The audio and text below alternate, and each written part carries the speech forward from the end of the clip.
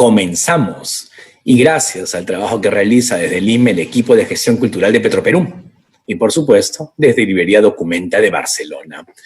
Este es el tercer encuentro que tenemos, de los 20 que llevaremos a cabo cada sábado, en torno al premio Copé de Cuento. Desde ya les agradezco a la fiel audiencia que se conectan cada sábado a este ciclo de entrevistas y que además nos siguen durante toda la semana. Para nosotros, en verdad, es una alegría que, por ejemplo, el programa anterior tenga a la fecha más de 17.000 reproducciones. Es un estímulo para llegar a tantas personas y que nos comenten y compartan ideas de distintos lugares.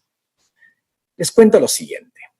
Tal como sucedió en el Premio Copé de 1981, en 1983 se mantuvo la decisión de un jurado conformado por 5 expertos, quienes provenían, ya saben ustedes, de la Universidad Nacional Mayor de San Marcos, de la Pontificia Universidad Católica del Perú, del Instituto Nacional de Cultura, del Pen Club del Perú y de Petróleos del Perú. Así, el oro que se llevó ese año, que llegó y que se dio, fue a Cordillera Negra, de Óscar Colchado Lucio. El jurado estuvo conformado por Estuardo Núñez, Luis Jaime Cisneros, Ricardo González Vigil, Abelardo Kendo y Pedro Cateriano. El oro para Colchado Lucio y el segundo puesto recayó en Marco Ghibellini y el tercer puesto para Luis Enrique Tort. El cuento de Óscar Colchado Lucio nos remonta, recuerden ustedes, hasta el taita Pedro Pablo Atusparia, aquel líder comunal que siempre exigía respetación por las mujeres y por los niños. Nada de abusos en medio de la violencia de una rebelión. El entrevistado de hoy entonces es Óscar Colchado Lucio, ganador del Copé de Oro en 1983. Permítanme recordar que Óscar es quizá una de esas grandes personalidades de la literatura peruana, con quien además hice buena amistad hace muchísimo tiempo. Yo no había publicado nada, o casi nada, cuando me recibió en su casa hace casi 20 años. Tal como él, yo también vivía en Lima Norte, en el distrito de San Martín de Porres. En verdad, vivía bastante cerca de su casa, pues tomaba el bus en el Puente Control y pasaba a los paraderos de Javis y Cayetano Heredia para llegar a Palau.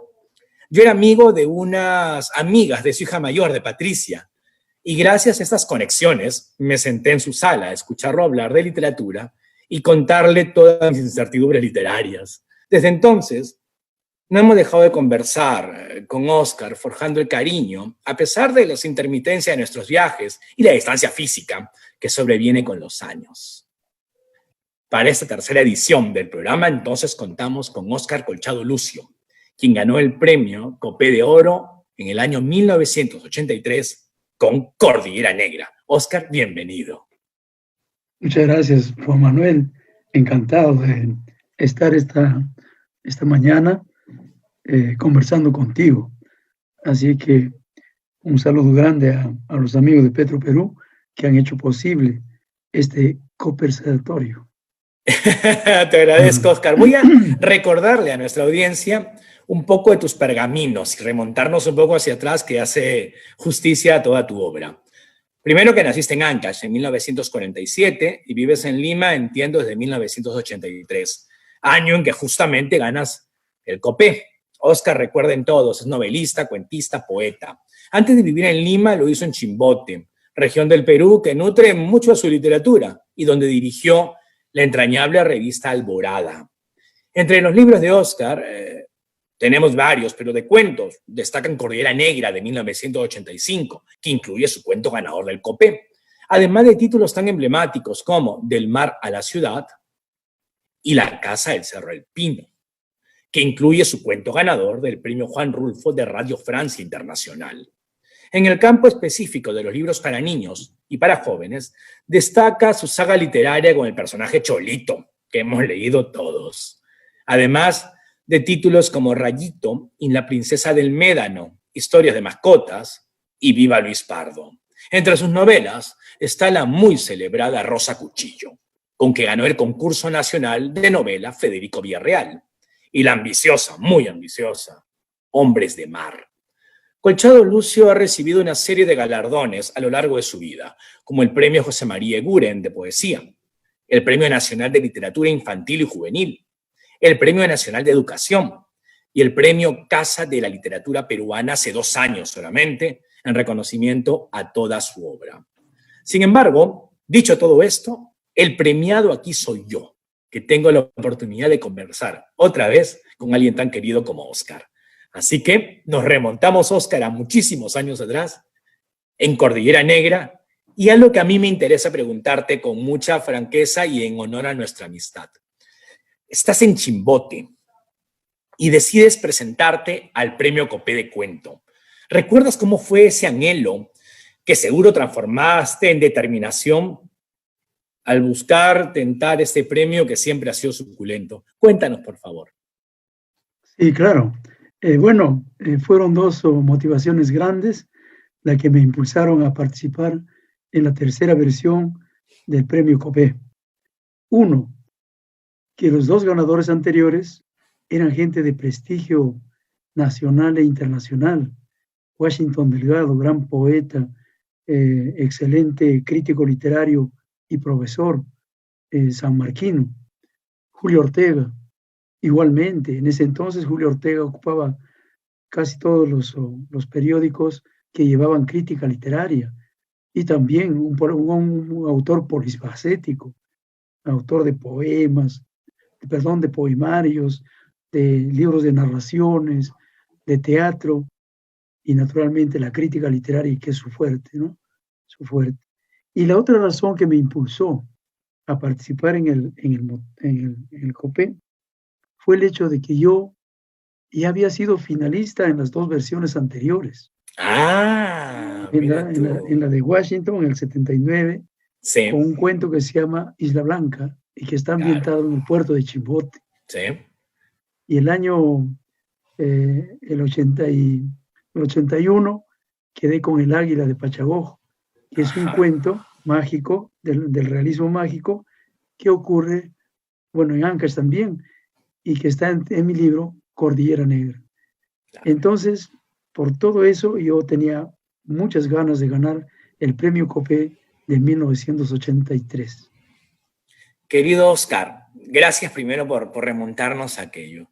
He releído el cuento con la admiración que sentí hace ya tanto tiempo, la primera vez que lo leí, y que me llevó a buscarte en tu casa hace tantísimo. Y una de las primeras sensaciones que me da el cuento es de su tremenda vigencia, en tanto es un cuento que nos lleva hacia un Estado nacional que, en vez de generar ciudadanía entre las personas que no solamente están en capital, ni siquiera en ciudad, sino en áreas rurales también, se sienten presionadas y hasta oprimidas. Y esta opresión, que en el cuento tiene razones muy concretas, conlleva una rebelión. ¿Qué importante puede ser, y esta es la primera pregunta de este tenor, qué importante puede ser que la literatura nos ayude otra vez a reflexionar sobre contextos que van cambiando, pero problemas que siguen siendo sistémicos? Sí, claro. La literatura ayuda mucho a la reflexión de nuestra nación, de nuestra nacionalidad. Por ejemplo, el caso de Ciro Alegría, ¿no? En El mundo Sancho y ajeno, cómo esa novela creó conciencia para que se produjera la reforma agraria años después con Velasco. Pero bueno, en Cordillera Negra ocurrió también un hecho importantísimo. Fue el germen para una posible revolución indígena que luego de Túpac Amaru no había tenido tanta resonancia. El año de 1985, a Tusparia, un alcalde indio, un barayoc, o un apu, como se dice ahora a las personas importantes de las comunidades indígenas, tuvo el valor de convocar a una reunión de todos los alcaldes de las estancias de Huaraz para reclamar por unos abusos que estaba cometiendo el gobierno de Miguel Iglesias a poco de terminada la guerra con Chile. Resulta Resulta que el país se había quedado por los suelos prácticamente. Había que hacer una restauración nacional. Y en aras de esa restauración, Miguel Iglesias declara que los indígenas deberían trabajar gratis abriendo caminos, abriendo túneles, abriendo vías férreas, haciendo puentes y una serie de trabajos bastante rústicos que debían hacerlo ellos gratis. Y además de eso, debían pagar un tributo personal para contribuir al erario nacional. Entonces eso fue ya mucho. Nunca se habían revelado, como digo, de muchos, ya de mucho tiempo atrás, de varias, casi una centuria atrás. Y fue así como se dio pues la revolución de Atusparia, que en principio pareció ser solamente parecía ser una revuelta, pero que tuvo los visos de convertirse en una revolución, debido a que Uchu Pedro, el lugarteniente de Atusparia, pretendió llevar esa lucha mucho más allá que de una simple reivindicación social, económica. Y fue así como le declaró la guerra al gobierno de Iglesias. Y bueno, lástima que eso no prosperó, como diría Mariátegui, porque les faltó armas, les faltó fusiles y les faltó también una doctrina y un programa para poder saber cómo orientar eso que me pareció ser los inicios de una revolución. En Cordillera Negra, mi querido Oscar, puestos ya en el marco que tú nos brindas para adentrarnos en el cuento, se dan varias decisiones del escritor a la hora de afrontarlo. Primero, la elección del español con el cual lo cuentas, que es de una riqueza deliciosa y aleccionadora, porque nos permite adentrarnos en esa forma de hablar de la región que también manejas, que es la de Ancash. Primero, qué importante es la voz que tú decides para contar la historia, que es un punto uno y que me gustaría que la desarrolles. Y luego, cómo disfrutas y nos permite disfrutar una historia de aventuras, cruenta y tremenda, pero de aventuras, en donde hay sucesos y desde la primera línea está pasando algo. Ajá. Bueno, ocurre que yo tuve la suerte de nacer en un pequeño pueblo del Callejón de Conchucos, al otro lado de la Cordillera Blanca, claro, cerca del río Marañón. Y allí se hablaba un español preñado por el quechua y con un léxico también quechua. Entonces en realidad era gente mestiza que había heredado la tradición de los ayllus, donde todavía las costumbres de los pueblos antiguos se daban ahí en ese pueblo. Y ese español quechuizado, tuve la suerte de heredarlo tal como está hecho. Yo no hice como otros escritores que han experimentado con el lenguaje, tratando de hacer sonar como quechua su español. Yo tuve la suerte de encontrarlo ya elaborado. Lo que sí me costó un poco fue labrarlo de tal manera que esa lengua oral, suene como lengua escrita. Y bueno, había que hacer ahí decantaciones, había que calcular en qué momento soltar un término quechua que por el contexto se entienda lo que está diciendo el autor, ¿no? O el escritor. Entonces, eso fue lo que me permitió darle a mi relato una especie de halo indígena que creo que trate de hacerlo sentir al lector de que está frente a personajes netamente campesinos, hablando con su propia lengua y desarrollando sus costumbres ancestrales. En este universo de las costumbres ancestrales, Y desprendiéndonos ya de la lengua, nos vamos a la religiosidad. Hay una manifestación de la religión que tampoco corresponde a una visión canónica y convencional urbana. Hay un sincretismo, primero explosivo, y luego también una tensión permanente entre creer en un Dios católico, pero también estar imbuido en un mundo de una religiosidad mucho más grande, vinculada con el entorno natural donde surgen los personajes. Es capital, además, el sentido de la religiosidad en este cuento, porque además nos lleva hasta la última línea. ¿Cómo fue articular tu relato en función de todas esas divinidades, mi querido Oscar? Bueno, resulta que también eso lo tomé yo en vivo de las costumbres que yo observé desde pequeño allí en ese pueblo andino, que fue en realidad el pueblo de mis padres, donde yo pasé algunos años de mi infancia. Y esa religiosidad yo trato de desarrollarlo en casi todos los cuentos de Cordillera Negra, que Sí. son 21 cuentos, porque el hombre andino fue un ser esencialmente religioso. Todas sus actividades, hasta las más simples y cotidianas, estaba ligado a los dioses.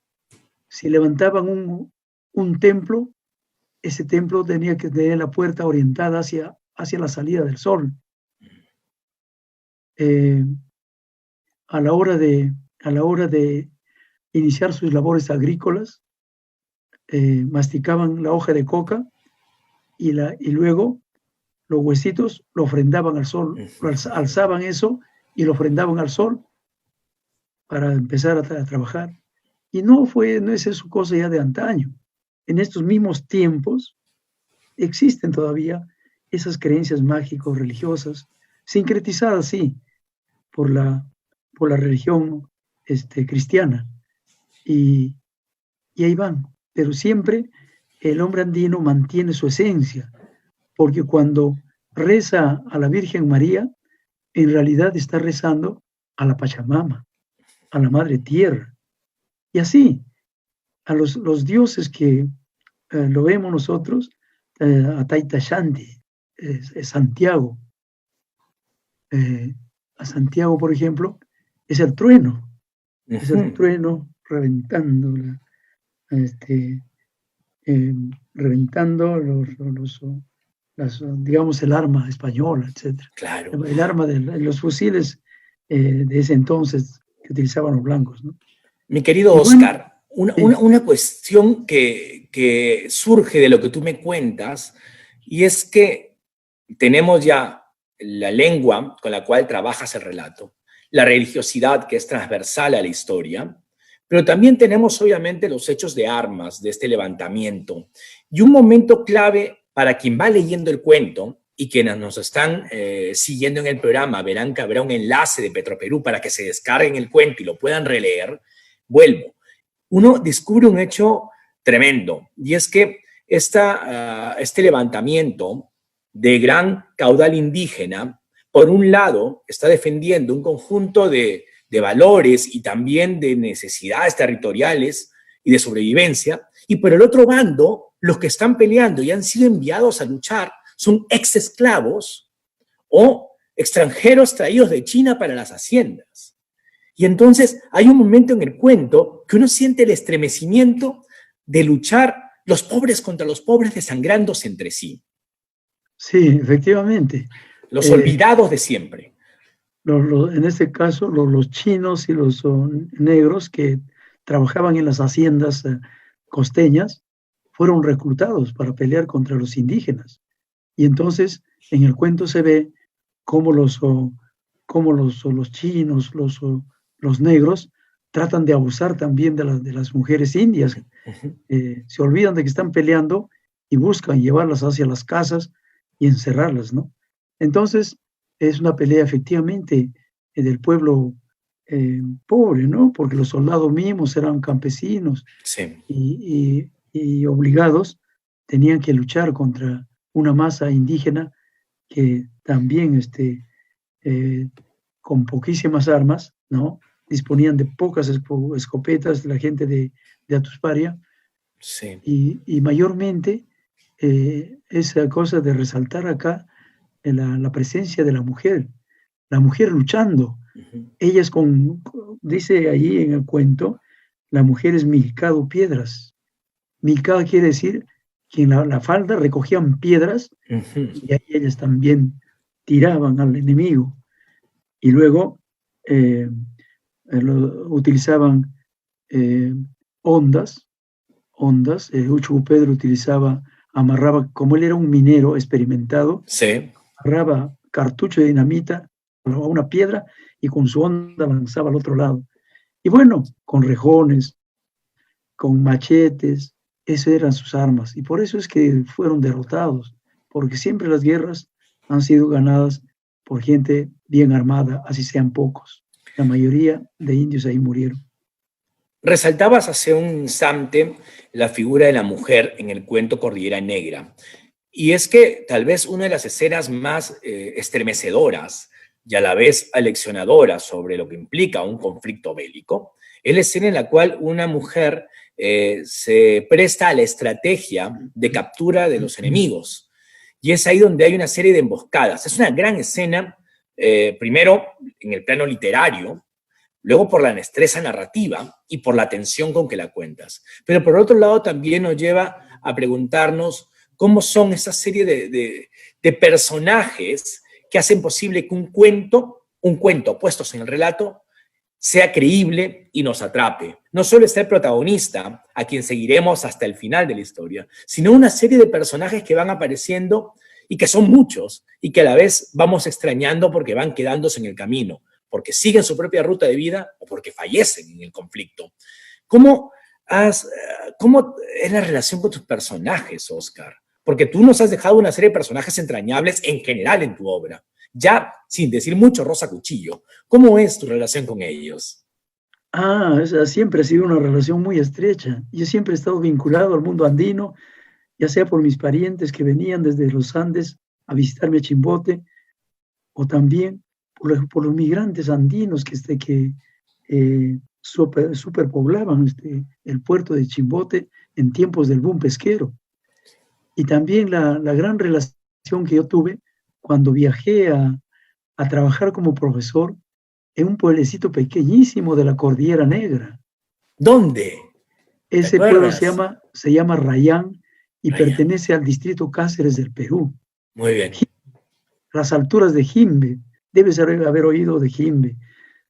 Mi abuelo, por parte de madre, es ancashino, entonces por ahí va la memoria. Ajá, ya, claro. Entonces, ahí tuve yo la suerte de conocer a mucha gente cuyos abuelos habían conocido a Uchu Pedro, al lugarteniente de Atusparia, al guerrillero indio que trató de continuar la revolución aún cuando Atusparia había renunciado. Entonces, había cruzado toda esa zona por esos pueblos. Yo conozco toditos esos pueblos del Cáceres del Perú, todas esas estancias que limita con Huaylas, y también conozco los nevados, las lagunas, por donde pasó el Uchu Pedro reclutando gente para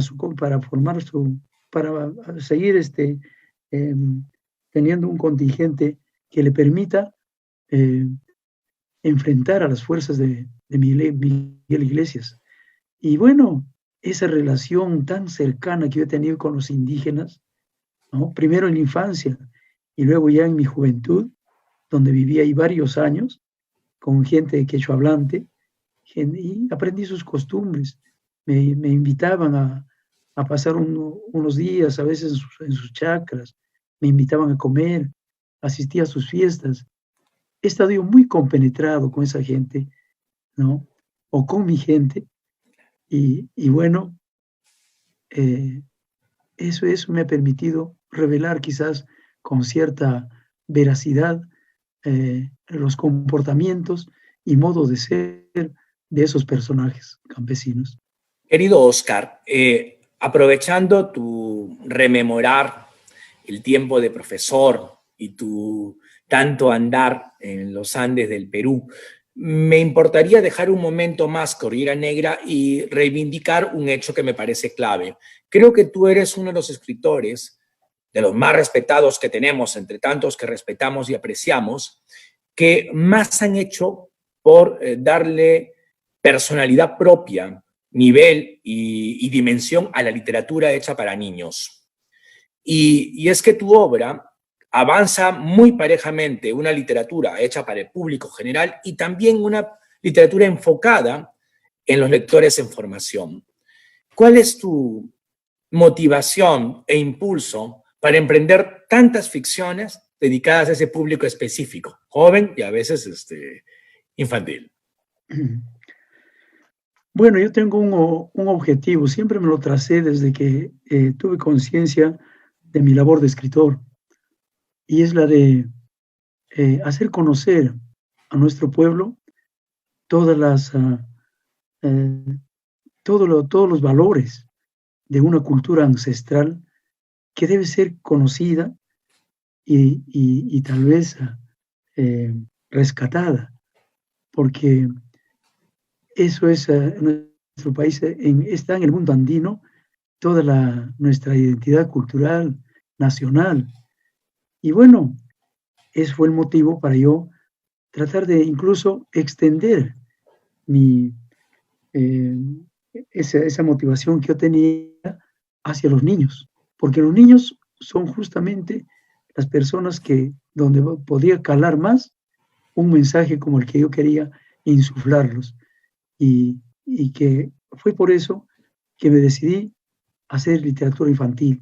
Aunque yo en forma natural me gustaba escribir para niños. Desde mis primeros cuentos eran para niños.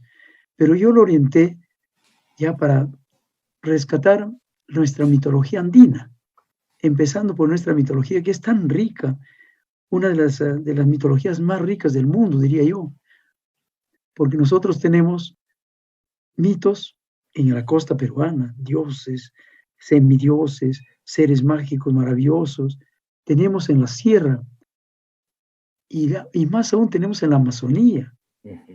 Cada etnia, cada comunidad indígena tiene sus propios dioses, su propia cosmovisión. Entonces imagínense cómo son como 60 etnias que existen en nuestro país, amazónicas. Qué cantidad de mitos, qué cantidad de leyendas tenemos ahí. Entonces siempre mi objetivo fue que nuestros profesores y nuestros escritores trataran de rescatar eso.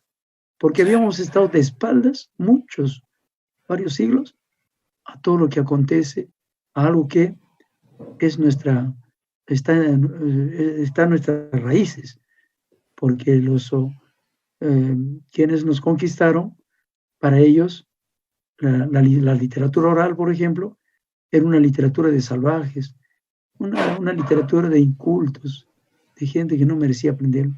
Y por eso toda una tradición de escritores le dieron las espaldas a lo que es el mundo andino, el mundo amazónico, el mundo costeño, incluso en la parte que concierne a toda su herencia ancestral, a los mochicas, los paracas, los nazcas, todo eso eran unas culturas que habían dejado huella, pero no se trató de rescatarlos. Entonces, ese ha sido el objetivo y hasta ahora lo sigo haciendo a través de mi personaje Cholito, donde en cada novelita de Cholito siempre aparecen algunos personajes mitológicos de la cultura, ya sea costeña, andina misma o amazónica. Eso es, mi querido Juan Manuel.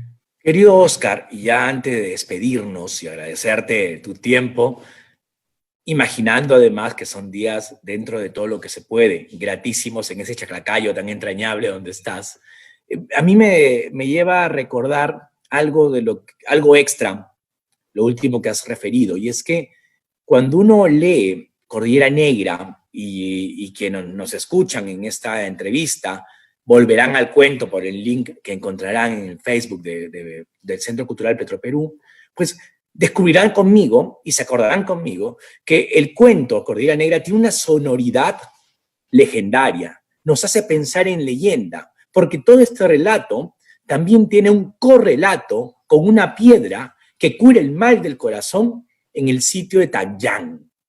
Y este es un elemento clave porque uno percibe claramente entonces que la obra de Óscar Colchado Lucio está plagada de una serie de obsesiones muy puntuales y que son desde el inicio de tu obra hasta la más reciente. ¿Cómo va la escritura en estos días, Óscar? ¿Qué obsesiones estás llevando adelante al escribir? Sí, ahora estoy hurgando un poco la Amazonía. Ajá. Pienso de que muy pronto la Amazonía va a haber un boom literario, o ya lo hay casi, Uh-huh. porque em, digamos, los Sipibos, los Aguarunas, los Ashánicas, los Conibo, todas esas etnias actualmente ya tienen gente universitaria, tienen gente intelectual, ya algunos son maestros universitarios, tiene pintores, tiene escritores que rescatan, no solamente están rescatando su mitología, pronto ya están haciendo novelas, ya están haciendo cuentos. Y esto mismo me contaba eh, un profesor de Brasil, Rómulo Monte Alto, de Uh-huh. Belo Horizonte, donde él estaba viendo también que en el Brasil la literatura amazónica era ya una realidad una realidad eh, que había que ir impulsando más a fin de que la literatura nuestra, latinoamericana, se expanda un poco más y se conozca lo que ocurre también en la tierra de los árboles. Qué hermoso terminar así, Oscar. Te agradezco muchísimo. Y sabes que además el cariño es grande y la nostalgia de los reencuentros pues está ahí. Ya tocará, ya tocará. Muchas gracias, Juan Manuel. Un abrazo grande también para ti y para Rosalí, desde luego. Claro que sí, Oscar, y allá la familia. Un abrazote inmenso.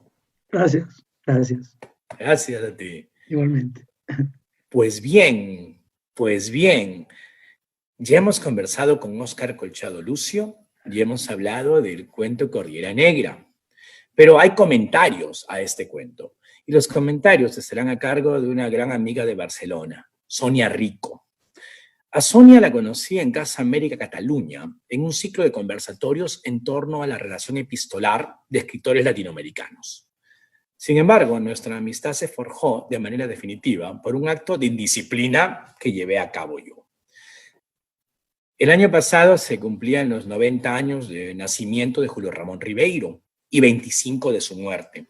Y una editorial catalana lanzó en edición conmemorativa sus cuentos, sus proezas apátridas y sus diarios.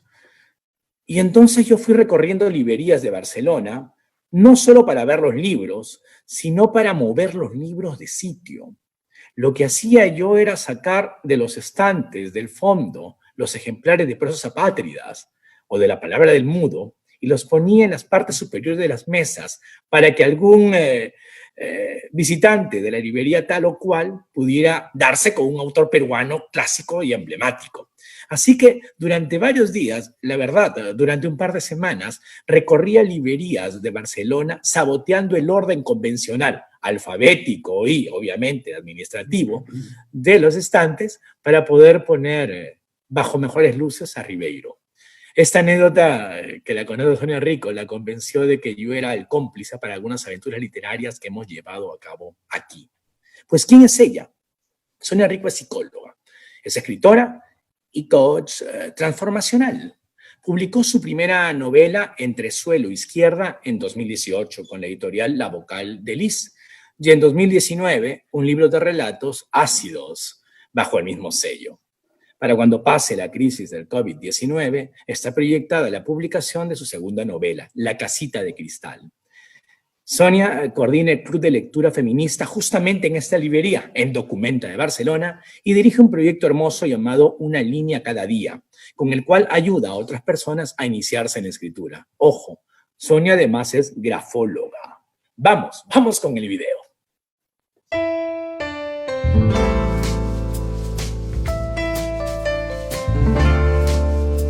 Hola a todos. Ante todo quiero dar las gracias a Juan Manuel Chávez, a mi amigo escritor Juan Manuel Chávez, por haberme dado la oportunidad de comentar este cuento, Cordillera Negra, de Óscar Colchado, que además yo sé que es muy especial para todos vosotros, según él me ha contado. Para mí, como escritora, la literatura es un lugar seguro. Yo siempre digo que la literatura es mi casa, que da igual donde viva, en qué casa esté, en qué país esté viviendo, porque la literatura, me siento tan segura dentro de la literatura que es un sitio al que siempre puedo volver. Pero es un sitio en el que también, aparte de seguridad, me encuentro pues muchísimo descubrimiento. Y eso es lo que creo que me ha pasado a mí con este cuento, con Cordillera Negra.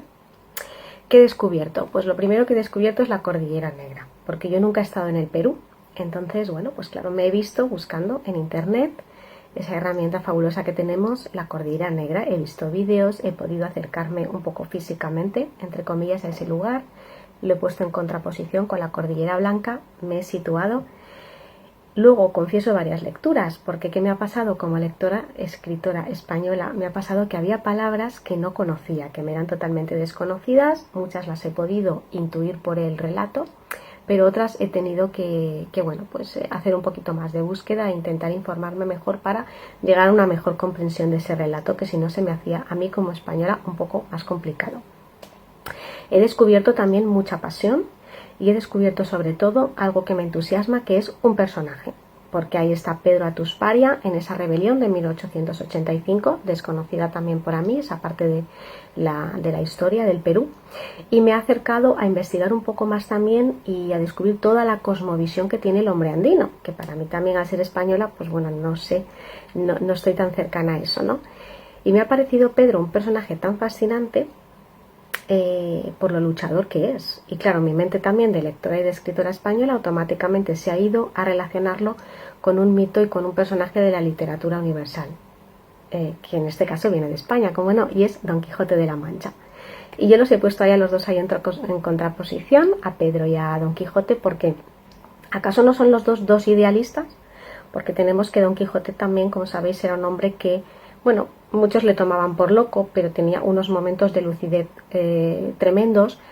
Y tenemos que, en realidad, pues bueno, Don Quijote como Pedro estaban luchando, estaban haciendo la guerra, estaban yendo en contraposición del mundo, creándose problemas, entre comillas, por conseguir que el mundo fuera un poquito mejor, un poquito más justo, ¿no? Son al final dos héroes muy necesarios. Y creo que a vosotros os gusta tanto Pedro y a nosotros nos gusta tanto Don Quijote, porque son personajes que al final sentimos que son de carne y hueso, que podrían ser pues ese vecino que tenemos o esa persona que tiene el panadero, que son personas normales muy cercanas que se convierten en héroes y los vemos tan cercanos, y aunque pase mucho tiempo de que esas historias están escritas, los seguimos sintiendo muy cerca, tanto a Pedro como a Don Quijote.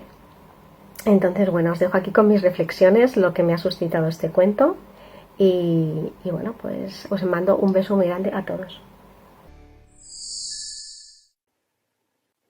Hace un rato les conté que conocí a Óscar Colchado Lucio hacía tantísimo en nuestro distrito de San Martín de Porres. Sin embargo, quizá nuestro itinerario más alucinante sea aquel que hicimos en República Checa, cuando paseamos unos días en Praga. Ese tanto caminar, brindar y conversar regresan a mi mente con la ilusión de que durante estos 40 minutos de programa ustedes hayan podido conocerlo y apreciarlo como me sucede a mí. Este es el tercer programa de nuestro ciclo de entrevistas, así que hay 2 emisiones previas en que ustedes, la audiencia, ha realizado comentarios y planteado más de una sugerencia. La cuestión más importante que ustedes nos han brindado y compartido tiene que ver con el volumen de nuestras conversaciones. Les confieso lo siguiente, venimos probando ya 3 micrófonos distintos. Creemos que este ya por fin es el que ustedes necesitan y merecen para disfrutar del programa. Espero que así sea. Por otro lado, quiero agradecer intervenciones en Facebook de gente muy fiel al programa. Mari Carmen, Carol, Aida, Marisela, Luis, Gisa, Luzmila, Walter, Michael, Fermina, Sara, Cecilia, Patricia del grupo Triana también, que además de seguir nos aportan ideas. Por cierto, me alegra que, por el ritmo del programa y la profundidad del contenido, esta cita literaria de los sábados se les haga cortita. Por lo demás, me han hecho llegar algunos comentarios de hoy que no quiero dejar pasar. Decía Catherine Cruz Velázquez, gracias por reelaborar la historia del pueblo ancashino a través de sus obras, y se refiere a lo que nos brinda con su narrativa Óscar Colchado Lucio. Marinín Bri saluda a Óscar también por la hermosura de sus libros. En ese mismo camino está Mari Carmen, del Club de Lectores Salvajes, donde son fans, y se acabó. Cecilia Flores nos recuerda que a ella particularmente le encantan las narrativas donde hay un secretismo mágico religioso. En verdad, muchísimas gracias por seguirnos y por hacer que este programa valga mucho más la pena. Luego de tanto, solo queda partir. Fue Juan Manuel Chávez para ustedes desde Barcelona y lleno de oro.